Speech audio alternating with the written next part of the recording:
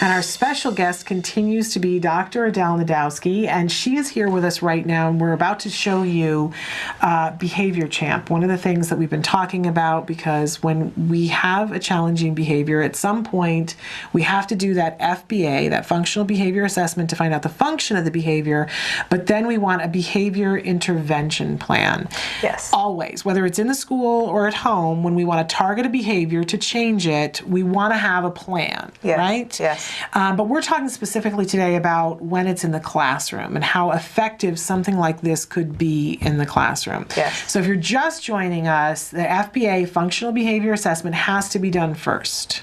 Correct. Because you need to know what the function of the behavior is, and not everyone is qualified to do an FBA. But if you've done the FBA and you've got the function of the behavior, pretty much anybody could plug it into this Behavior Champ, and we can create a really solid behavior intervention plan that everyone should be able to read and follow, which that's exciting to me as a parent. I know it is, isn't it? It's very exciting because it's going to save a whole lot of time. I think this is really money saving, and heaven knows. It's going to save time for professionals too. Absolutely, and to have the peace of mind to know as a parent that this is written and it's got guidelines that are evidence-based, as you said, that it's following, and that it puts it in a language that anybody coming in can read it and understand it. So much of the time, that's the problem that we see in classrooms. A child engages in challenging behavior, and whether it's a substitute or the lunch lady, somebody doesn't know the right response, and it all falls apart, and then it gets blamed on the child. Yeah. And it doesn't need to be. If we can all follow a plan, we can all address this behavior and know that we're doing right by the child. Right. Okay, so take us in here, and we're going to show some of this on your screen so that hopefully you can see. And this is, we should mention, a part of skills. Yes. And for somebody who doesn't know what skills is, give us the refresher. I talk about it all the time because I use it at home. But tell them what skills is. Skills is basically an online treatment management program that can be used by parents, teachers, and professionals. And it provides comprehensive assessment, curriculum lesson plans that are linked directly to that assessment, and progress tracking, as well as reporting. And then the challenging behavior section includes this Behavior Champ. Now, Behavior Champ in and of itself is something that people may just be interested in, alone. Absolutely. So it is going to be available independent of skills at some point. We're just not quite there yet. Okay. Okay. But it is a part of skills right now. And for those of you who, don't have an education background, because the word assessment, we throw that around a lot. And if you're not somebody who is a teacher or a psychologist, it's not really a word that we use in everyday life. I should say skills assessment. So what it does is it basically asks you questions to find out what skills your child has versus doesn't have in his or her repertoire based on what he or she should be able to do for his age. Yeah. So it's comparing to typically developing peers and what peers of the same age would be able to do across every single area of human functioning, and pinpointing what the things are that your child needs to learn. So it just asks you the questions, you answer the questions, and based on your answers to the questions, it says, here's a pool of lessons that would be good for your child. You can pick and choose amongst those where you want to start, although it gives you guidelines to help you to decide what's appropriate for your child. It's amazing.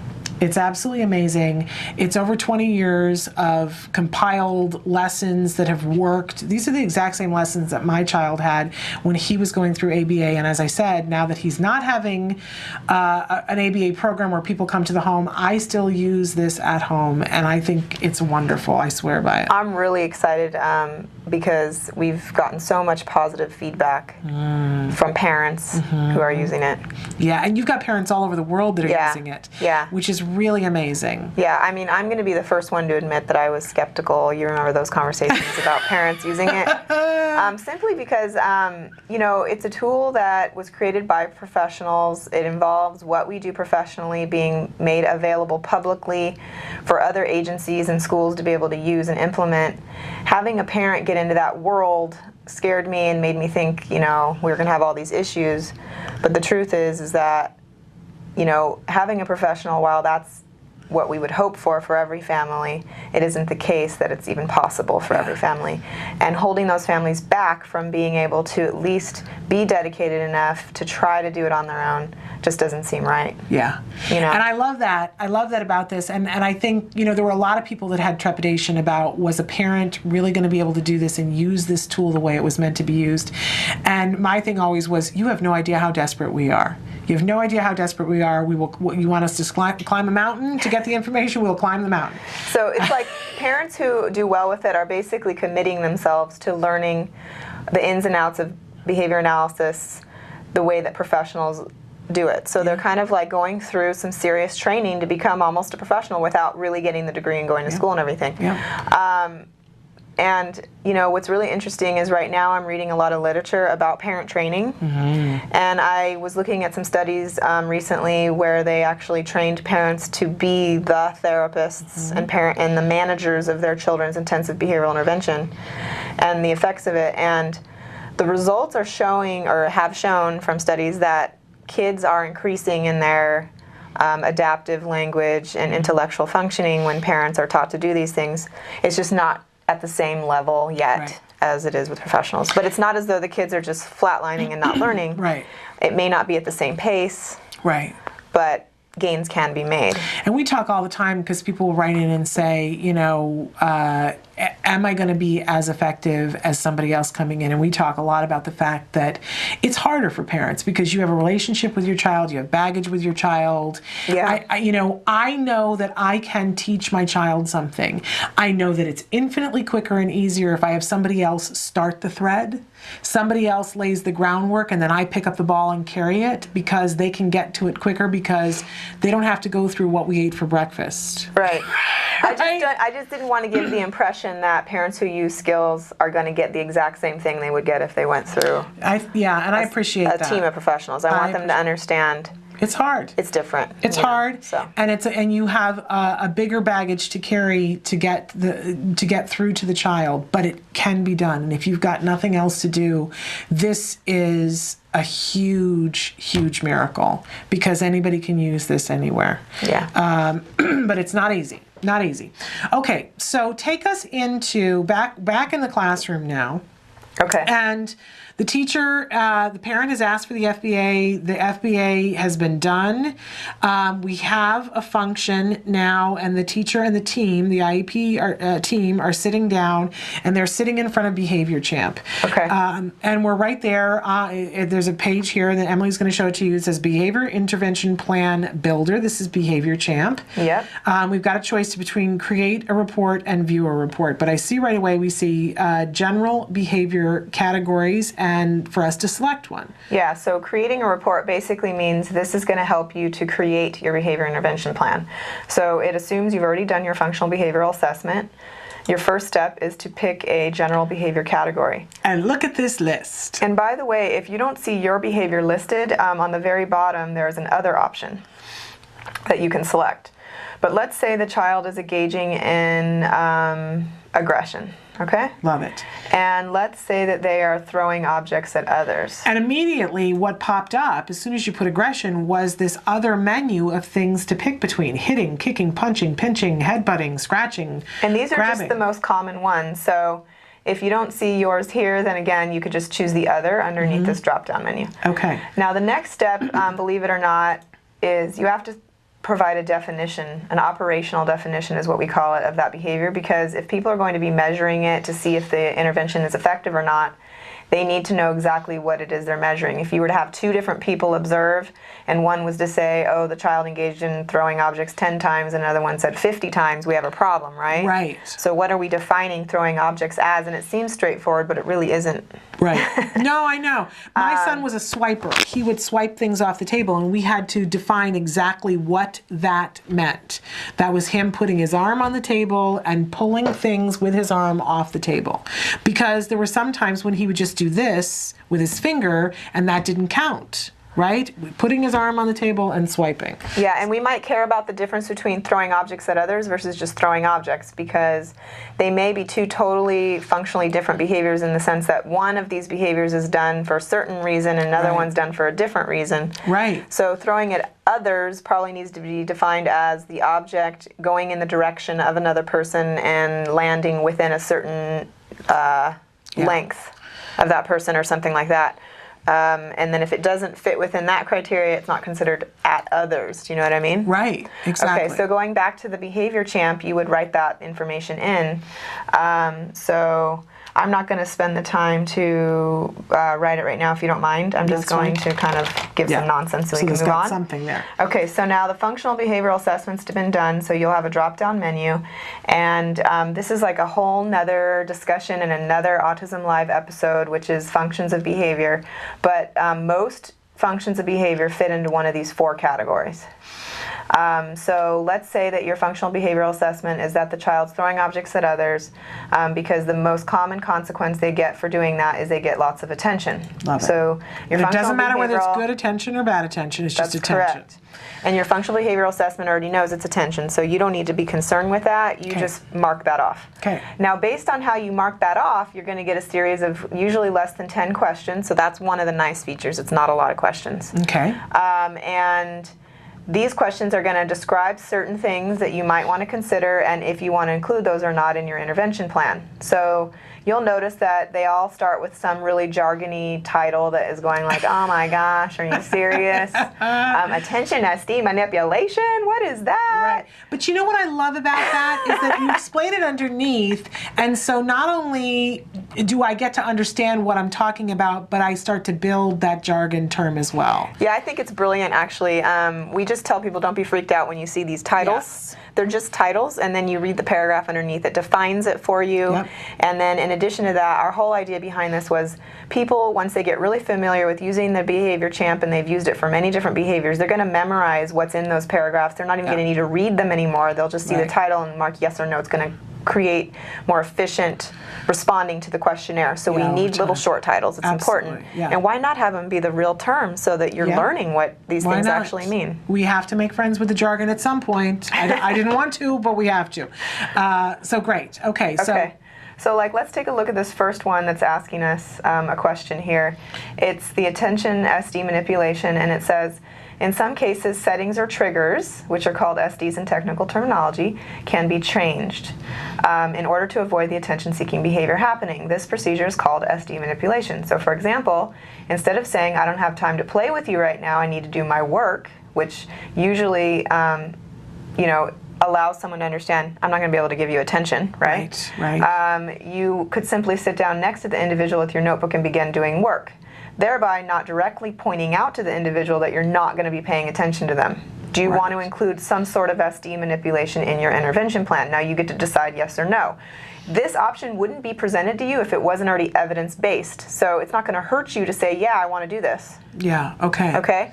But keep in mind that the more parts of the BIP that you include, the more procedures, the harder it is for consistency with implementation. So if you have a team of people that have to implement this BIP and you just love picking lots and lots of components to your BIP, you're making it more difficult for the staff. Right. So keep that in mind and not try to pick every single thing. Okay. Okay?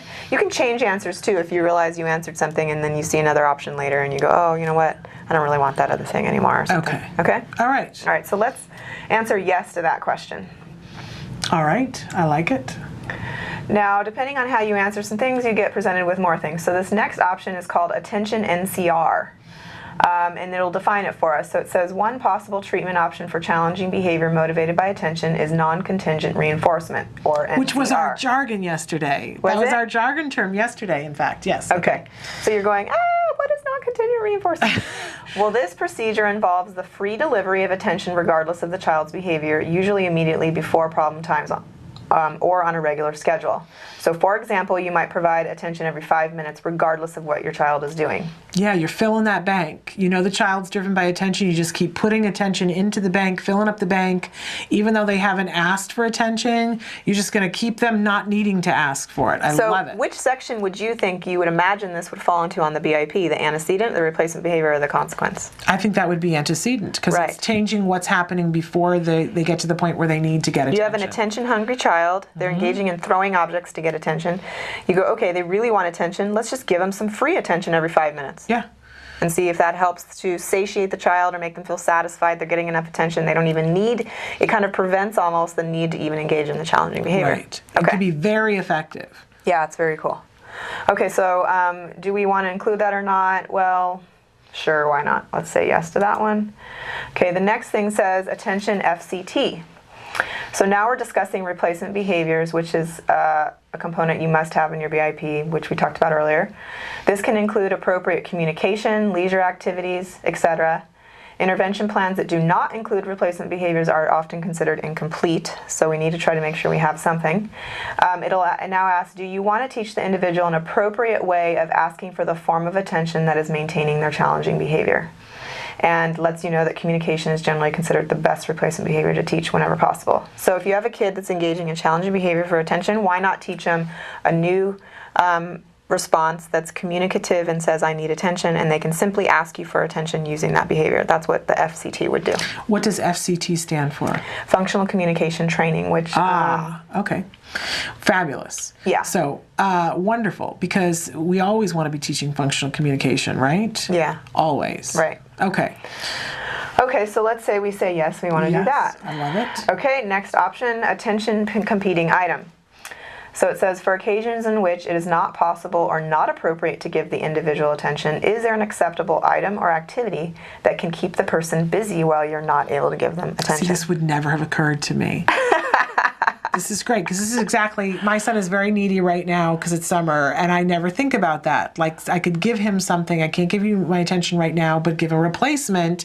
Here's what you can do until I can. At points, like, let's say you need to make a phone call. Yes. Isn't it funny how kids immediately engage in all their challenging behavior when you can't give them? The minute I pick up the phone, the minute he wants my attention. That's a trigger or an antecedent that sets the occasion for attention-seeking behavior, because they kind of know they're being deprived at that moment of attention. So why not do a competing item whenever you're going to make that phone call?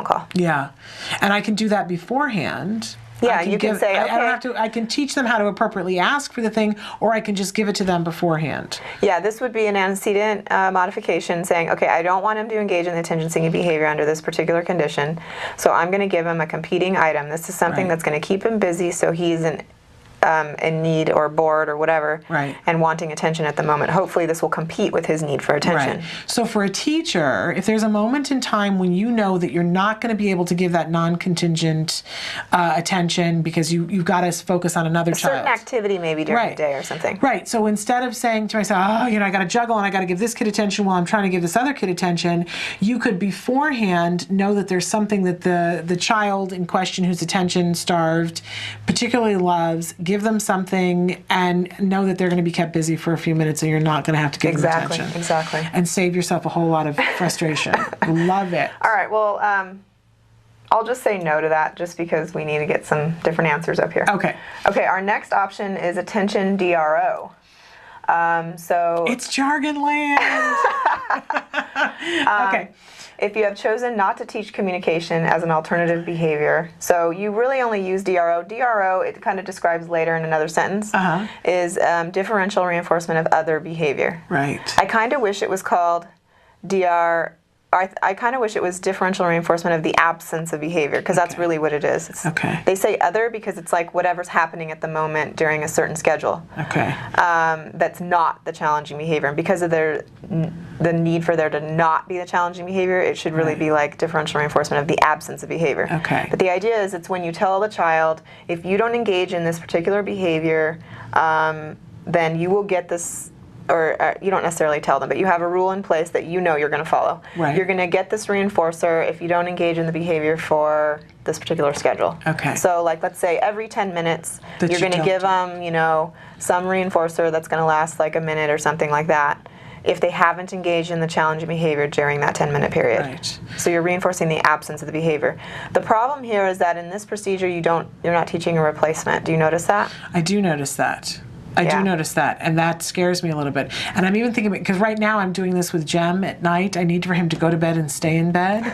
And so what we're doing is reinforcing when he doesn't get up and talk to me, he gets one sticker, and when he gets 7 stickers, he's going to get this computer program. So you're using a DRO. Right, but you know what I've done wrong, Adele, is that I haven't put a replacement behavior in, and so he keeps coming in and talking to me because I haven't put a replacement behavior in. In some cases, you can't do a replacement behavior, and that's why DRO exists. And you know, it's just not always possible. But I will tell you that with your particular son, what you could do, because you don't want to give him a replacement behavior that just gets him out of the bed all the time, because then he'll just keep doing it and abusing it, right? Right. So you could do something where you give him like one. Have you heard of the bedtime pass? Yeah. You give him the pass, yes, and he can use that one time to come out. Other than that. And it doesn't have to be for the bathroom. It could be for whatever he wants. Okay. To give you a hug, whatever, as long as it's reasonable. It's not going to be sitting down to watch a movie or something, you know. That's going to take an hour. But I'll tell you what I think I'm going to do, based on what you just said. I'm going to put a pad and a pen by his bedside, because sometimes it's just stuff he wants to remember to tell me, and he's afraid he's going to forget it. So he'll come in and tell me. So instead, this is my new replacement behavior for tonight, that he can write me a note, and I'll read it in the morning, so that he won't forget it, because he goes, well, I was afraid I was going to forget to tell you. And now I'm awake. And I'm cranky. And nobody likes it when I'm cranky. Maybe he doesn't even sleep well because he just keeps reminding himself internally, like self-talk. I need to tell mom this. I need to tell mom this. I need to tell mom this. You know, when you wake up in the middle of the night and you think of a bunch of things you need to do the next day, and you can't actually go back to sleep because you keep rehearsing it, and then actually just writing it down gets rid of that. Yeah. So that's what I'm going to do. That's going to be my replacement. Okay. So all right. But let's read this little paragraph here about attention DRO. So it says, if you have chosen not to teach communication as an alternative behavior, and you've chosen not to make alternative items or activities available to keep the individual busy, then you do not yet have any form of replacement behavior in the intervention plan. You may want to consider differential reinforcement of other behavior, DRO. It involves delivering a reinforcer after the individual has not engaged in the challenging behavior for a specified period of time. The reinforcer can either address the function of the behavior directly, so in this case, the child's behavior is maintained by attention. So if they don't engage in the challenging behavior for every 10 minutes, they're going to get attention. That's the best, probably, reinforcer to give. But it can also maybe be an arbitrary reinforcer. So like, let's say the child's engaging, it's not like throwing an object for attention. Let's say maybe instead the child's engaging in some stereotypical behavior like hand flapping, and what's maintaining that is just automatic reinforcement. It's self-reinforcing. Then it's not something you can really control, right? So. And you can't necessarily provide some other reinforcer that's going to be equally self-reinforcing. You might be able to try, but you're just kind of hypothesizing what that is about it that's self-reinforcing. So maybe you do an arbitrary reinforcer instead that doesn't serve the same function. Right. Am I talking too jargony, or am I okay? It's, you know what, it's a lot of jargon, and my head is starting to spin. But one of the things, and I was just thinking about that, one of the things I want to make sure that parents know is that what's great about this is that you get to spend time with it. You're not expected to be able to understand and get it all in one fell swoop. And in the school setting, you're going to be working with people who understand a great deal of this, but have it all laid out for them is going to make it foolproof. Yeah. And so as a parent, it's going to take you a little while. It certainly took me a little while. Don't expect that you're going to understand it all. But what's going to happen is as you read these things and begin to understand them and implement them and have people explain them to you, you're going to understand more and more. And it does all start to make sense as you get to the bottom. We're picking it apart a little bit, but it does make sense when you get to the bottom. So don't allow yourself to be overwhelmed. I know we only have you for a few more minutes. Yeah. But... Well, let me discontinue answering these questions. You get the idea, and basically once you answer your 10 or so questions, it'll say, are you finished? Would you like to submit your answers? And you do that. And then you will get an automatically made report. But let me just answer these quickly, so we'll have a report for this. Yeah. I'm not going to use DRO. Is the behavior dangerous? No, not really, because they're throwing little objects and usually missing the people they're throwing them at. Okay. These are great questions. So is it safe to ignore? They ask you this because sometimes it's not even safe to ignore the behavior. Absolutely. Yes, it is. Is it practical to ignore? Well, yeah, I can ignore that. That's okay. It won't really be too disruptive. It's not, usually directed towards the students or anything. Okay, And love this. So then based on that, it Extinction. asks, do you want to use extinction? And I'm not going to define that right now, but I'm going to say Our yes. word today was extinction burst, so we already talked about extinction Okay, today. cool. And then I click create report. Interestingly, I can continue with another function though if I need to. Sometimes children behave or do a certain behavior for more than one reason. Right. It could be attention and to get something out of But it. I don't have that case, so I'm going to create my Okay. report, submit my answers, and then now I can see my report that it automatically generates. This is a BIP. There you go. And it's that easy. And I can see my sections, antecedent replacement consequence, and I have certain things I said I wanted to do. And it's written out for the staff to follow, the teachers. It says for SD modification, change commonly occurring signs and signals that tell the child that they're not going to get attention in order to avoid setting the occasion for attention-seeking behavior. Signs and signals you're going to change are, and then there is a blank for you to type in what you're going to change. Or if you feel like this is still too jargony, you could go like this and rewrite it in really simplistic terms. So you can totally the next customize thing it. that you put in was you wanted attention NCR. So it says provide frequent positive attention to the individual for free, regardless of what they're doing. Give attention to the following schedule. And you could say you're going to give, every 5 minutes or something. And then the next one is teach functional communication. Frequently prompt the individual to request attention from others and give lots of positive attention immediately when she requests it. And the form of requesting we're going to teach is, some kids it's literally raising their hand, others it's tapping someone on the shoulder, others it's holding up a green card, whatever it is. Right. The prompt that we'll use to prompt the requesting behavior is, because you're going to have to prompt it at first until they start doing it independently on their own. Right. You list what you want people to do. And then it says prompting must be done before the challenging behavior occurs, not as a reaction to it. And the method that we're going to use for fading out the prompting is because as they start to learn, if it's like a raise your hand kind of thing you're teaching, and you're prompting them to raise their hand, but now they're just starting to do it on their own, we're going to start to fade out the prompt. So maybe you only prompt, every whatever. Right. You can decide Fill in the how blank. often. Okay. Same thing with replacement behavior. You're going to say what kind of requesting you're going to teach the child to use. This is where you might put in raising your hand or whatever it is. Right. And then for the consequence, we're using attention extinction, which just basically means we're not going to provide attention anymore when the child throws the object. Okay. So now instead they're getting attention for their replacement behavior. Okay. I just have to say, because one of the reasons why this is so wonderful is so often as a parent you feel like you're at sea and that you don't understand what the language is and you don't understand what's going on.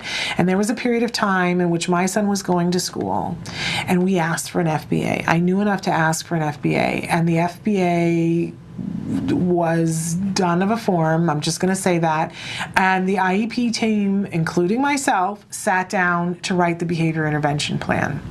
We didn't have this, and it was the single most frustrating experience I've ever been through in my entire life. It took 3 meetings, it took a total of 6 hours of like 8 professionals, and when we were done... And probably arguing over what components to include or not include and why they made sense or didn't make sense and all that. And at the end, I didn't know whether what we had arrived at was evidence-based or not.